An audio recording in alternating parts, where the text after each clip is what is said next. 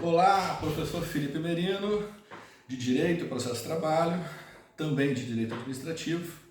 Hoje nós vamos falar de um tema muito interessante, que é a equiparação salarial. Quando que o empregado pode receber a equiparação salarial? Vamos falar da equiparação salarial dos empregados de empresas privadas e também dos servidores públicos. Vamos falar, além de equiparação salarial, dos planos de cargos e funções, das progressões funcionais. Gente, se você ainda não se inscreveu, clica ali em inscrever-se no meu canal, clica ali no sininho também para que vocês consigam acompanhar aí sempre um conteúdo atualizado de direito. Bom, primeiro nós temos que entender, com relação à equiparação salarial, o que é equiparação salarial, né? Porque às vezes eu atendo um cliente e pergunto assim, olha, qual é essa situação? Ele diz assim, olha, eu trabalho numa empresa de auxiliar. Tá, ok, tá bom. E eu faço também o trabalho do meu colega que é assistente. Aí ele quer a equiparação salarial do colega que é assistente.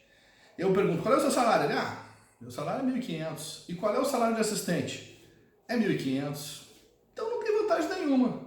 Se você faz uma outra função que é exatamente o valor que você trabalha, a equiparação salarial não vai te agregar em absolutamente nada. Por quê?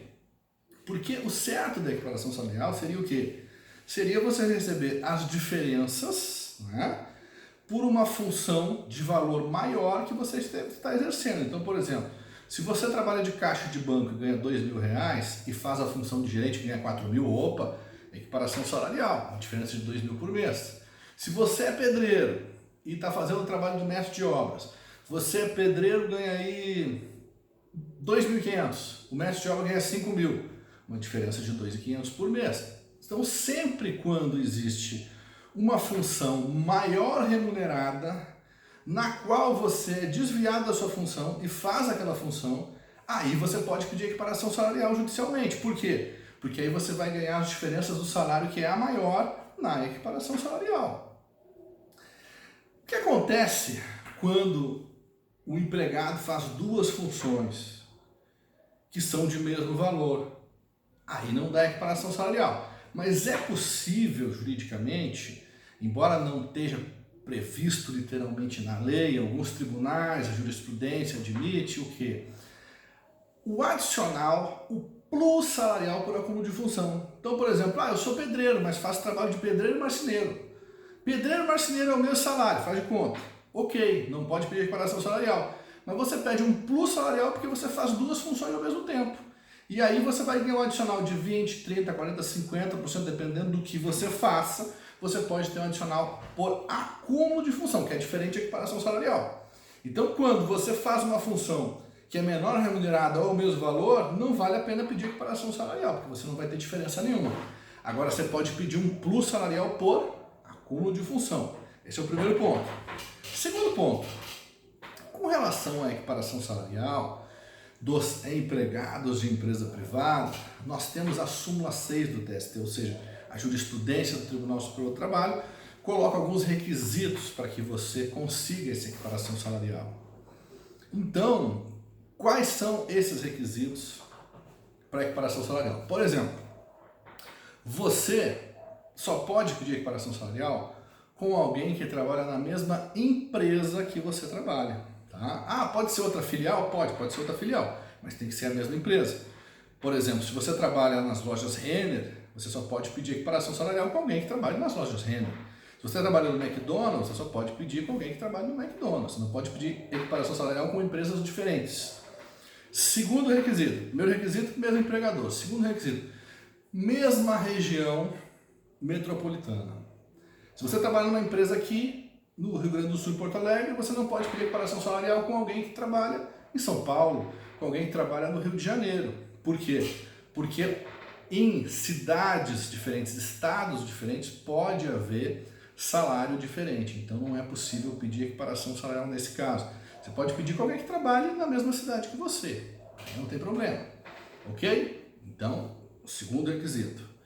Terceiro requisito, mesma produtividade e mesmo a perfeição técnica. Se você trabalha, por exemplo, como operador de máquina e você produz, você está sendo desviado para aquela função, que você é o assistente e está trabalhando como operador de máquina. E um operador de máquina produz mais ou menos 1000 peças por mês. Você só produz 500, porque você não aprendeu o serviço ainda.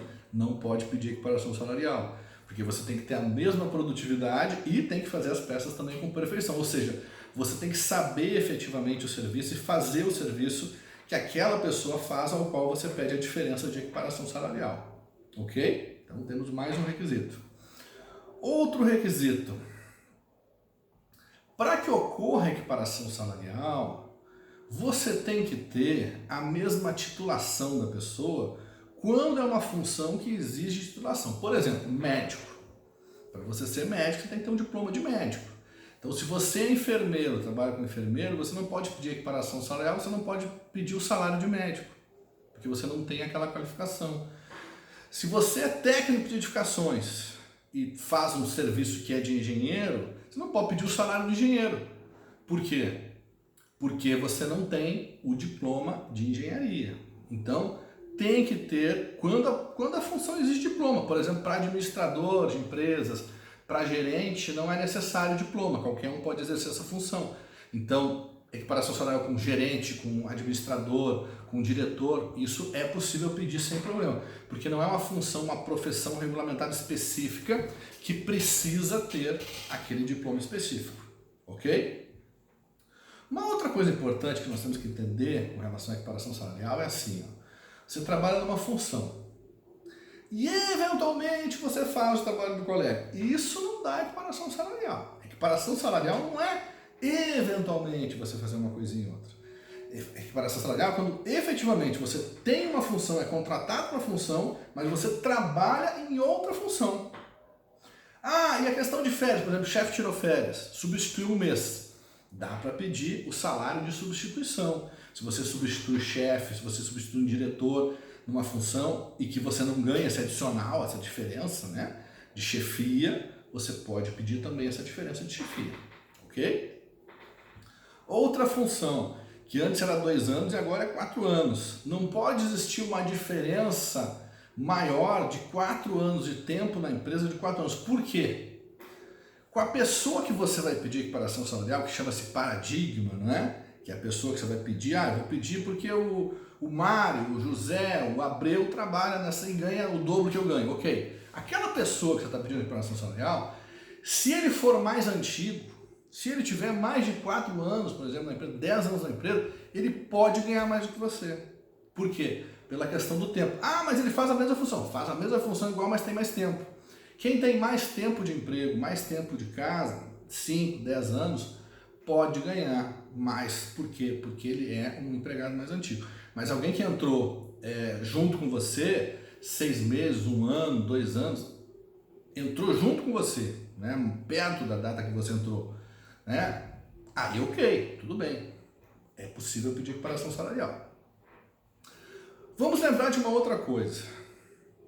Nós temos algumas empresas ou alguns sindicatos que têm acordos e convenções coletivas.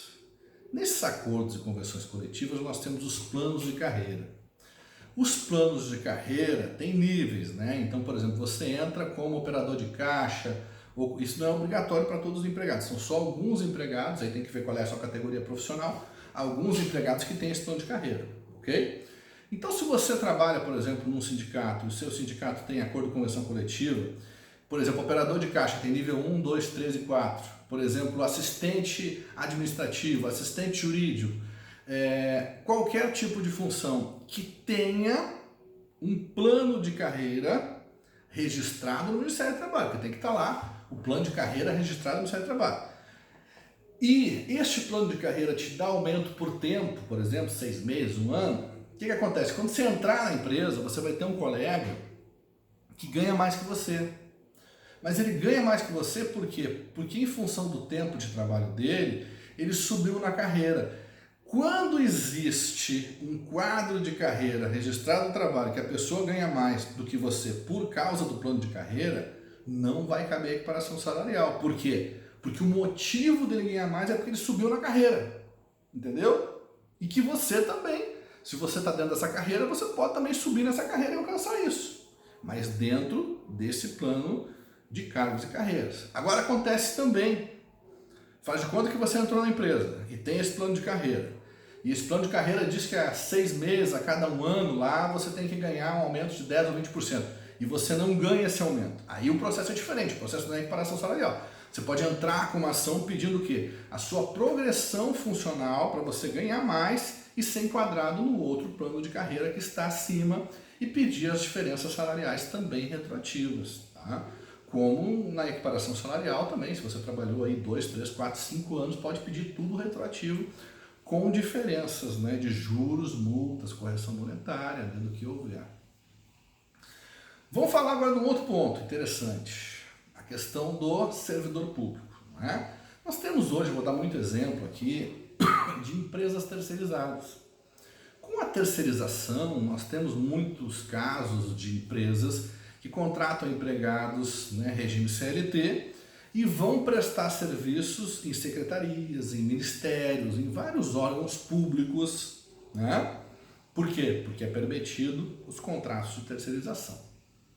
E aí a pergunta, eu trabalho como, por exemplo, auxiliar de escritório, né?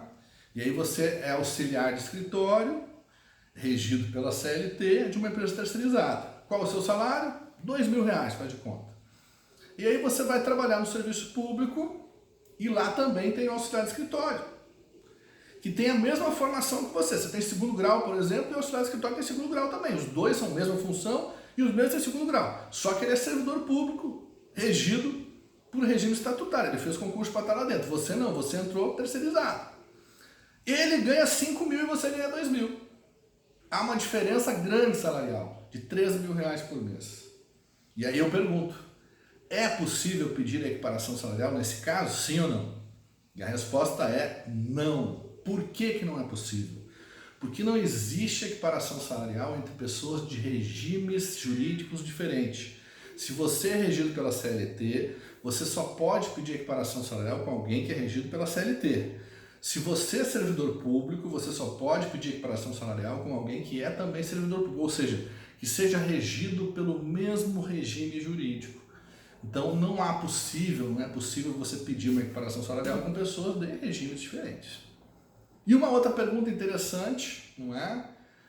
O terceirizado que trabalha, por exemplo, há mais de 10 anos no serviço público, regime seletista, ele tem direito à incorporação ao serviço público, a ser incorporado? Não, isso é verdade. Por quê? Porque a própria jurisprudência do tribunal diz que para você virar servidor público só por meio de concurso público. Então não é possível você trabalhar numa terceirizada, não importa quantos anos você trabalha, você jamais vai ser incorporado ao serviço público, você jamais vai ter estabilidade, você sempre vai ser empregado de empresa terceirizada. Nós temos algumas exceções apenas, tá? De pessoas que entraram antes de 1983, os bem antigos, né? A Constituição Federal, lá nos atos das disposições constitucionais transitórias, assegurou a essas pessoas que entraram mesmo em regime CLT, no serviço público, sem concurso público, até o ano de 83, assegurou a estabilidade a eles e a incorporação ao serviço público até a aposentadoria. É uma exceção, só os que entraram até 83. Por quê? Porque a Constituição de 88, ela exigiu concurso público para qualquer cargo público, né? Exceto os cargos em comissão de confiança. Então, para ser servidor público, só por meio de concurso público após a Constituição, exceto os cargos de confiança, né? Que podem ser nomeados e exonerados a qualquer tempo. Uma outra questão que nós temos que colocar é a equiparação salarial entre servidores públicos. É possível, a jurisprudência do tribunal também permite, é claro que é diferente. Quando você é um empregado regido pela CLT, esse processo vai ser na Justiça do Trabalho. Quando você é servidor público, vai ser, depende, se você for servidor público federal, o processo vai correr na Justiça Federal. Se você for servidor público do Estado, do município, vai correr no Tribunal de Justiça, nas varas de Fazenda Pública. Ou seja, são tribunais diferentes, condições de jurisprudências diferenciadas, mas é possível sim a equiparação salarial de servidor público com servidor público quando os dois são os dois do mesmo regime, regime estatutário com regime estatutário, é possível. E nós temos uma série de carreiras de servidores públicos também que tem lá os quadros funcionais, né? Planos funcionais de aumento por tempo de serviço. Então, às vezes você tem dois servidores públicos, um novo ganha um valor, o mais antigo ganha praticamente o dobro que ele. Ah, mas aí dá equiparação salarial nesse caso? Se houver um plano de carreira por tempo de serviço, não vai dar equiparação salarial. Por quê? Porque esse mais antigo chegou a esse salário por causa das promoções que ele teve ao longo dos anos, 5, 10, 15, 20 anos, ao qual aquele servidor novo que entrou também vai ter essa oportunidade dessas promoções de chegar àquele valor. Agora pode acontecer, né, também desse servidor ter direitos de diferenças salariais por tempo de serviço, né, que asseguram essa progressão, e ele não ser promovido, ele não receber essas diferenças. Ele pode também entrar na justiça para pedir essa recolocação de nível funcional e as diferenças que ele deixou de receber. Gente, não se esqueçam de se inscrever no meu canal e cliquem no sininho para receber nossos vídeos. Espero que vocês estejam gostando. Agora nós estamos entrando no conteúdo de direito do trabalho e também direito administrativo, porque tem muitas coisas que são relacionadas, principalmente com relação aos empregados e servidores públicos, que são trabalhadores também, mas que são regidos por legislações diferentes, mas são tipos também de trabalhadores. Dentro disso, hoje nós falamos de equiparação salarial, falamos também de enquadramento funcional, falamos também de plus salarial por acúmulo de funções, não é? E depois nos próximos vídeos também vamos entrar com outros assuntos interessantes com relação a pessoal, com relação a pagamentos, gratificações. Um grande abraço, espero que vocês tenham gostado.